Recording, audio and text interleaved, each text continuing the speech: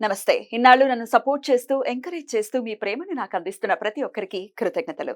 అలాగే ఈ వీడియో కూడా ఖచ్చితంగా మీకు ఉపయోగపడుతుంది. లైక్, షేర్ అండ్ సబ్స్క్రైబ్ చేసి మీ సపోర్ట్‌ని నాకు అందించండి. అలాగే ఈ వీడియో పట్ల మీకున్న అభిప్రాయాన్ని కామెంట్ సెక్షన్‌లో కామెంట్ చేసి తెలియజేయండి. ఇప్పుడు వీడియోని చూద్దాం. నమస్తే, వెల్కమ్ టు అవర్ ఛానల్. నేను పద్మిని. ప్రస్తుతంతో పాటు ప్రముఖ ఆధ్యాత్మికవేత్త, ప్రముఖ న్యూమరాలజిస్ట్ లక్ష్మీ నరసింహస్వామి ఉపాసకురాలు శ్రీమతి స్రవంతి గారు మనతో పాటు ఉన్నారు. మాట్లాడదాం. నమస్తే అక్క. నమస్తే పద్మిని. రకరకాల సమస్యలు, కొన్ని సమస్యలు ఎవరికైనా చెప్పాలంటే కూడా ఇబ్బంది పడేటటువంటి పరిస్థితి ఉంటుంది. అది మన పర్సనల్, ఒక భార్యాభర్తలకు సంబంధించిన పర్సనల్ ఇష్యూస్, అవి కూడా మరి సాల్వ్ చేసుకోవాలి కదా. సాల్వ్ చేసుకోకపోతే ఎట్లాగా? సమస్యల్లో అలాగే కొట్టుమిట్టాడుతూ ఉండేటటువంటి పరిస్థితి ఉండకూడదు ఎవరికి కూడా. అలాగే పిల్లలకి సంబంధించి కూడా కొన్ని ఇబ్బందులు ఎవరికైనా దీన్ని ఎట్లా సాల్వ్ చేసుకోవచ్చు, లేకపోతే సమస్యలాగా మరీ ఇంకా భూతద్దంలో పెట్టి చూడటం కాకుండా దాన్ని ఎట్లా అడాప్ట్ చేసుకోవచ్చు. కొన్ని విపరీత సందర్భాల్లో మనం అడాప్ట్ చేసుకోవటమే మార్గం అవుతుంది. దానికి మించి ఇంకోటి ఉండదు. యాక్సెప్ట్ చేయాలి కదా. యాక్సెప్టెన్సీ లేకపోతే అది ఇంకా విజృంభిస్తుంది సమస్య.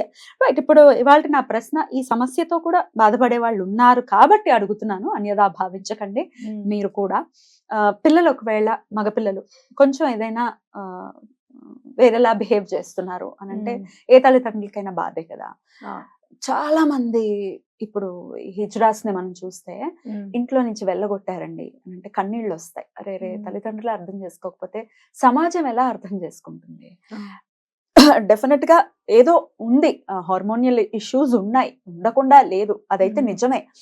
తల్లిదండ్రులు అర్థం చేసుకోకపోతే, అర్థం చేసుకున్న తల్లిదండ్రులు ఎంతో మంది ఉన్నారు. అది మనకు తెలియచ్చు, తెలియకపోవచ్చు. అయితే ఆ సమస్యతో ఒకవేళ ఎవరైనా బాధపడుతున్నారు, ఒక ఆడపిల్లలు కూడా మగవాళ్ళలాగా బిహేవ్ చేస్తుంటారు, మగపిల్లలేమో ఆడపిల్లల్లాగా బిహేవ్ చేస్తుంటారు. ఎట్లా ఈ సమస్యకి ఏమైనా సొల్యూషన్ ఉందా అక్క? తప్పకుండా ఉంటుంది పద్మిని.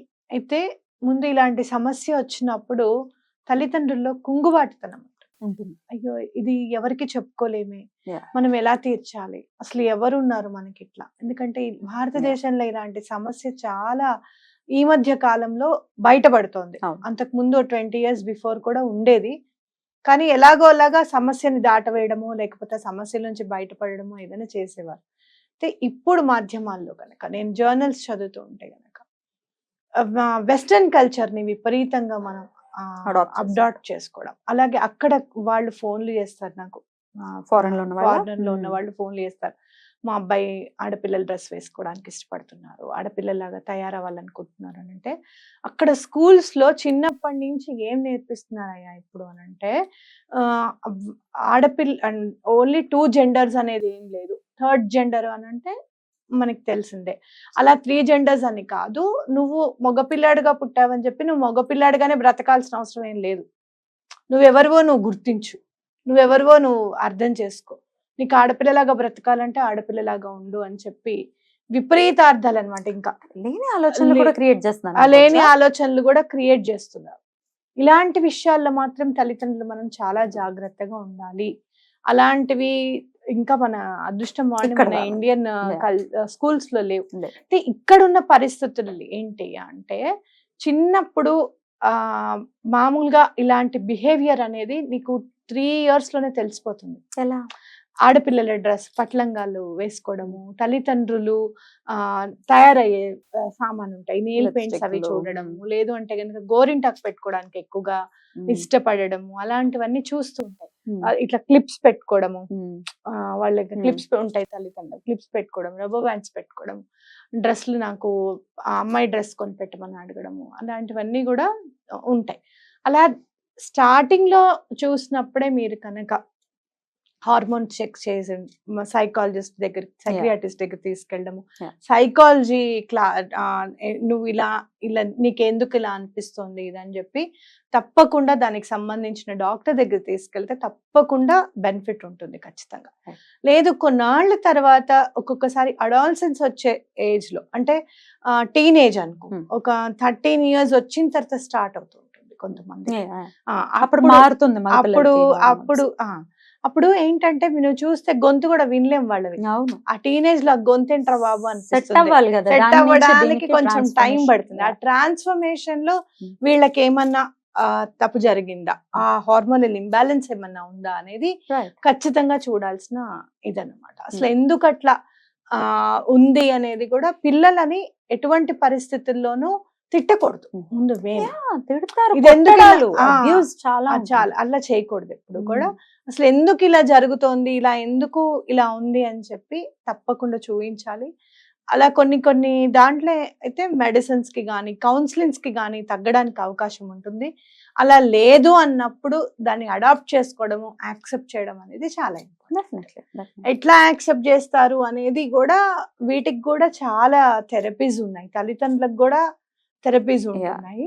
కాకపోతే మన దేశంలో కొంచెం కాస్ట్లీగా అని అంటారు, కానీ ఇతర దేశాల కంటే కూడా కొంచెం తక్కువగా ఉంది ఇక్కడ అని చెప్పి ఫీల్ అవుతారు సైకియాట్రిస్ట్. అక్క ఆన్ దట్ నోట్ అక్క, సైకియాట్రిస్ట్ దగ్గరికి వెళ్ళటమే అదో పెద్ద ఘోరం అన్నట్టుగా అనుకుంటున్నారు జనాలు. బాధ అనిపిస్తుంది. అరే డాక్టర్ రా నాయన, ట్రీట్ చేయాలి అని అంటే అన్ని మందులతోనే ట్రీట్ చేయలేం కదా, సైకలాజికల్ గా ట్రీట్ చేయడం హైయెస్ట్ రిగార్డ్స్ ఇవ్వాలి. అయితే చిన్నప్పటి నుంచి మనం ఏం చేయాలి అని అంటే, పిల్లలకి మనమే కౌన్సిలింగ్ ఇవ్వాలి. తల్లిదండ్రులకు మించిన పెద్ద డాక్టరు, పెద్ద సైకియాట్రిస్ట్ పిల్లలకి ఎవ్వరూ లేరని నేను గట్టిగా నమ్ముతాను. కరెక్ట్. ఎందుకు అంటే ఏదైనా తప్పు చేసినా తిట్టినా కూడా నేను కూర్చొని పిల్లలకు ఒకటే చెప్తాను, this is not the way to behave. ఇలా చేయడానికి వీల్లేదు, ఇలా విసుక్కోవడానికి ఇది కరెక్ట్ కాదు. నా మనసు బాధ అనిపించింది, మీరు నాతో కాసేపు మాట్లాడకండి అంటే ఒక 5 నిమిషాలు అయ్యేసరికి వచ్చి చుట్టేసుకుంటారు వాళ్ళ అమ్మ. నేను అట్లా బాధ పెట్టాలని నేను చేయలేదు అని వెంటనే చెప్తారు. లేదంటే నేను ఇలా చెప్పే లోపలే నువ్వు తిట్టేస్తున్నావు, అలా తిట్టకు అని చెప్పన్నా చెప్తారు. అయితే నేనేమంటానంటే, మన పిల్లలు ఏం ఆలోచిస్తున్నారు, అసలు ఎందుకు ఆలోచిస్తున్నారు అనేది తల్లిదండ్రులుగా ముందు మనకు తెలియాలి ఖచ్చితంగా. అలా మనం ఈ బిజీ షెడ్యూల్లో వాళ్ళని మర్చిపోతున్నాము అనిపిస్తుంది ఒక్కొక్కసారి. లేదు, ఒకవేళ చాలా బిజీగా ఉంటే నేను కనీసం నైట్ 10:30, ఇప్పుడు లేట్గా నిద్రపోతారు కదా పిల్లలు, ఒక హాఫ్ అన్ అవర్ అన్నా, ఒక 10 నిమిషాలన్నా వాళ్ళతో మాట్లాడతాను ఖచ్చితంగా. ఎందుకంటే తల్లిదండ్రులుగా వాళ్ళు ఏం ఫీల్ అవుతున్నారు అనేది మనకు తెలియకపోవడం అనేది మన దౌర్భాగ్యంగా ఫీల్ అవ్వాలి నిజంగా చెప్పాలి అని అంటే. సో తప్పకుండా వాళ్ళతో చిన్నప్పటి నుంచి ఒక రోజు ఒక 10 నిమిషాలు, భార్యాభర్తలకి కాఫీ తాగే టైం చాలా మంచి టైం. నిజంగా నేను ఈ డైట్ పుణ్యమాని కాఫీ తాగట్లేదు, చాలా విషయాలు నేను ఆయనకు చెప్పాను అనుకుని చెప్పట్లేదు. ఆ 10-15 మినిట్స్ టైం ఉంది చూసావా, చాలా విషయాలు గుర్తుకొస్తాయి మనకి. అప్పుడు కూడా ఈయన ఒక్కొక్కసారి నేను అప్పుడు కూడా ఏమైనా వాట్సాప్ మెసేజ్ పెడుతుంటే తిడతారు, కాసేపు పక్కకు పెట్టు, మాట్లాడు కాసేపు అని అంటారు అన్నమాట. ఆ 10-15 మినిట్స్ చాలా మంచి టైం మనకి, టీ టైం అయినా కాఫీ టైం అయినా. పిల్లలతో మీరు ఎప్పుడయ్యా అనంటే, ఆడపిల్లలైతే తలకి నూనె రాయడము, జడ వేయడంలో చాలా మంచి టైం అది. ఒక 15-20 మినిట్స్ పిల్ల జుట్టుతో సహా ఉంటుంది. అసలు మీరు గమనించండి, అసలు అబద్ధం చెప్పరు. జుట్టు వేస్తున్నా, జుట్టు తలకి నూనె రాసేసి చిక్కు తీస్తుంటే వాళ్ళకి ఇష్టం లేకపోతే కామ్గా ఉంటారు, ఇష్టం అంటే మాత్రం మనతో మాట్లాడుతూ ఉంటారు. వాళ్ళకి చేయడం ఇష్టం లేదనుకోండి, కామ్గా ఆగిపోతారు అక్కడ. మనం అప్పుడు దాన్ని ఎక్స్ప్లెయిన్ చేసి, అలా కాదమ్మా ఇలా చేయాలి, ఇలా ఉండాలి అని చెప్పాలి. అదే మగ పిల్లలకైతే అన్నం పెట్టేటప్పుడు పక్కనే కూర్చొని వాళ్ళు ఏం తింటున్నారు ఏంటి, ఎరా ఎందుకు తినలేదు, ఎంత సరిగ్గా కడుపు నిండుగా ఎందుకు తినలేదు, బయట ఏమైనా జంక్ ఫుడ్ తిన్నావా, ఇలా మనం పిల్లల్ని కనీసం ఒక 10 నిమిషాలన్నా మనం మాట్లాడుకోగలగాలి. రైట్. ఇది రెగ్యులర్ పిల్లలకి. ఇట్లా కొంచెం డిఫరెంట్ గా బిహేవ్ చేసే వాళ్ళకి తెలిసిపోతుంది. డిఫరెంట్ గా బిహేవ్ చేసే వాళ్ళనైతే ఇంకొంచెం ఎక్కువగా చూసుకోవాలి. ఏమవుతుంది, నీకు ఎట్లా అనిపిస్తుంది, నీకు ఎందుకు ఇలా అనిపించింది, నీకు ఎప్పటి నుంచి ఇలా అనిపించింది, మనం డాక్టర్ దగ్గరికి వెళ్దాం, మనం సార్ట్ అవుట్ చేద్దాం, దానికి నువ్వేమైనా సహకరిస్తేనే పని అవుతుంది అని చెప్పడము. అలా సైకియాట్రిస్ట్ దగ్గరికి వెళ్ళే వాళ్ళని కూడా మీరు ఇతరులకు కూడా మీరు ఏం చెప్పక్కర్లేదు, మీ మానాన్ని మీరు వెళ్ళడం, సైకియాట్రిస్ట్ దగ్గర కౌన్సిలింగ్ తీసుకోవడం, రావడం, ఎవరికి కూడా చెప్పాల్సిన అవసరం లేదు. ఉంది అంటే అందరూ కౌన్సిలర్స్ అయిపోతారు. అంతే కదా. న్యూమరాలజీ ప్రకారం ఏదైనా హెల్ప్ ఉందా దీనికి? న్యూమరాలజీ ప్రకారంగా నేను ఎప్పుడు చూసానంటే 1-8 కాంబినేషన్స్ కానీ 8-1 కాంబినేషన్స్ లో ఉన్న వాళ్ళకి మానసికంగా ఎక్కువగా ఇబ్బంది పడే వాళ్ళని నేను చూసాను. అంటే సన్ అండ్ సాటర్న్ మనందరికీ తెలిసిందే, సూర్యుడు శని ఉంటే అక్కడ ఏదైనా దోషం ఉంటుంది అని చెప్పి ఆస్ట్రాలజికల్ గా కూడా మనకు అందరూ చెప్తూనే ఉంటారు. So sun and Saturn birth number destiny numbers అయినప్పుడు, లేదా ఆ సన్ నెంబర్ లో పుట్టాడు కానీ సిగ్నేచర్ 826 లోనో లేకపోతే 17 లోనో పేరు పడినప్పుడు, ఇంకా పెద్ద నెంబర్స్ ఏవైనా 8 లాస్ట్ కి 8 వచ్చే ఉన్నప్పుడు, ఇన్ఫినిటీ మాయ, ఇదంతా ఎందుకు అలా జరుగుతుందో తెలీదు. పిల్లాడికి ఏమవుతోందో అర్థం కావట్లేదు, పిల్లకి ఏమవుతోందో అర్థం కావట్లేదు. ఎక్కువగా నేను ఇది మాత్రం ఎక్కువగా అబ్బాయిల దాంట్లో ఎక్కువగా చూస్తాను. అమ్మాయిగా రెడీ అవ్వాలి అనేది అబ్బాయిల దాంట్లో ఎక్కువగా చూస్తాను. అమ్మాయిల దాంట్లో ఇప్పుడు ఎక్కువగా చూసేది PCOD problem. PCOD is also nothing but hormonal imbalance. So ఆ ప్రాబ్లం, దాని గురించి ఒకసారి దాని గురించి నేను వివరంగా చెప్తాను. అయితే ఈ 1-8 కాంబినేషన్స్ ఉన్నప్పుడు మాత్రం ఇలాంటివి నేను చూడడం జరిగింది.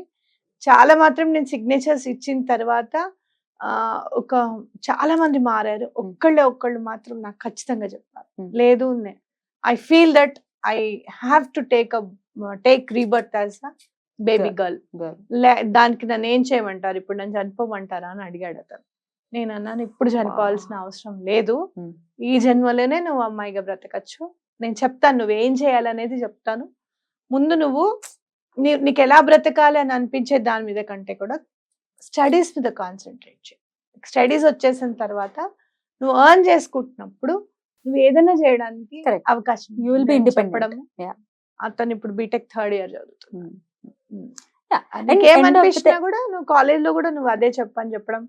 అతను అమ్మాయిలు దగ్గరే కూర్చుంటాడు, వాళ్ళతోనే ఉంటాడు, వాళ్ళు కూడా చక్కగా మాట్లాడతారు అతనితో. అయితే మనం కూడా వాల్యూ ఇవ్వాలి సమాజంలో. అలాంటి వాళ్ళు ఉంటే వాళ్ళని ఇంకా ఇంకా హింసించి, ఆల్రెడీ వాళ్ళు చాలా ట్రామాలో ఉంటారు, నేను ఇది కాదు అన్న దాంట్లోనే ఉంటారు, హింసించేసి. చాలా ఇన్స్టాలో చాలా మంది రీల్స్ పెడతారు, షార్ట్స్ పెడతారు. నేను మా బాబుని 4th class అన్నప్పుడు నేను అమ్మాయిగా ఉండాలని కోరుకుంటున్నాను, నేను అమ్మాయిని అని చెప్పి తను రియలైజ్ అయ్యాడు. నేను కూడా దానికి సపోర్ట్ చేశాను. దీనివల్ల నేను హస్బెండ్ కి కూడా డివోర్స్ ఇచ్చేసాను అని చెప్పి కూడా చాలా మంది ఉన్నారు. ఎందుకంటే తల్లి అనుకోదు కదా, బట్ మనకు సంబంధం లేనప్పటికీ వాళ్ళని టాంట్ చేయొద్దు మాటలతో కానీ చూపులతో కానీ అనేది. అలాంటివి చేయకూడదు.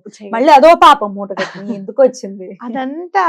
అసలు మీరు ఫస్ట్ మనం చేయాల్సింది ఏంటి అని అంటే, అసలు ఎందుకు అలా అయింది అనే క్వశ్చన్ మార్క్ ఉండకూడదు మన జీవితంలో ఎప్పుడు. ఎందుకంటే నాకు ప్రగాఢ విశ్వాసం, ఏదైనా క్వశ్చన్ మార్క్ ఉంటే దానికి ఆన్సర్ చూపిస్తాడు భగవంతుడు, ఇందుకు అలా అయింది అని చెప్పి. కాబట్టి వాళ్ళని చూసి క్వశ్చన్ మార్క్ గా కాకుండా లెట్ ఇట్ బి వాళ్ళ లైఫ్ ని వాళ్ళని లీడ్ చేయనివ్వాలి హ్యాపీగా. మనలాగా హ్యూమన్ బీయింగ్స్ అన్నది డెఫినెట్ గా గుర్తుపెట్టుకోవాలి. Let's don't taunt them. Right అక్క, ఇంకేమైనా స్విచ్ వర్డ్ హెల్ప్ ఏదైనా ఇస్తారా? స్విచ్ వర్డ్స్ కంటే కూడా సిగ్నేచర్. సో ఇలాంటి సమస్యలు ఏమైనా ఉంటే గనుక మీరు ఊల్ఫ్ ఎనర్జీని ఇన్వోక్ చేసి ఊల్ఫ్ ని అడగండి హెల్ప్ చేయమని చెప్పి. ఇలాంటి పరిస్థితుల్లో ఎవరైనా 1-8 combinations, birth number 1, destiny number 8, date of birth మొత్తం యాడ్ చేస్తే 8 వచ్చింది, లేదు గనక 8-1 కాంబినేషన్స్ ఎవరైనా ఉంటే తప్పకుండా నన్ను కాంటాక్ట్ చేయండి. ఇవన్నీ ఈ రెండిట్లో పుట్టిన వాళ్ళు అందరూ అలా అవుతారని మాత్రం అనుకోవద్దు. మానసికంగా ఏదో ఒకటి వాళ్ళు డిఫరెంట్ గా ఉంటారు తప్పకుండా, అది మాత్రం నేను చెప్పగలుగుతాను. రైట్, దాని నుంచి బయటపడాలి, హ్యాపీగా ఉండాలి ఎవరైనా కానీ అన్న ఉద్దేశంతో అడిగిన ప్రశ్నకి చాలా అద్భుతంగా ఆన్సర్ చేశారు. థ్యాంక్ యూ సో మచ్ అక్క. నమస్తే.